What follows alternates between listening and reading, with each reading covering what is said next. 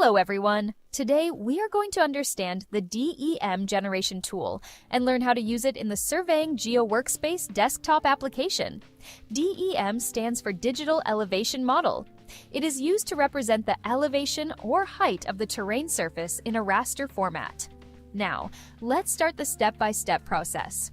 First, open the Surveyaan GeoWorkspace Desktop Application and choose your working interface. Then switch to the new UI. After switching to the new UI, you will see the post-processing section at the top.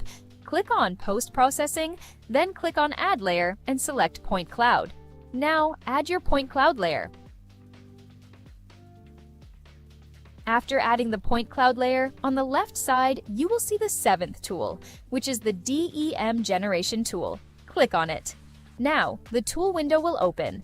In the input layer, you need to select your point cloud data. In the output section, you can keep the default location or choose your desired folder. Now, move to the Options section.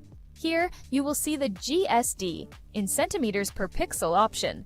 GSD defines the resolution of your DEM, meaning the size of each pixel on the ground. A lower GSD value gives higher detail. A higher GSD value gives lower detail. You can set the GSD value between 1 to 30 centimeters per pixel based on your requirement.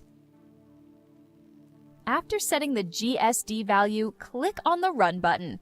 Once the processing is completed, your DEM file will be generated. You can save your output layer by right-clicking on the output layer and saving it in the same folder. Thank you so much for watching this video. This was the final tool of the post-processing tools.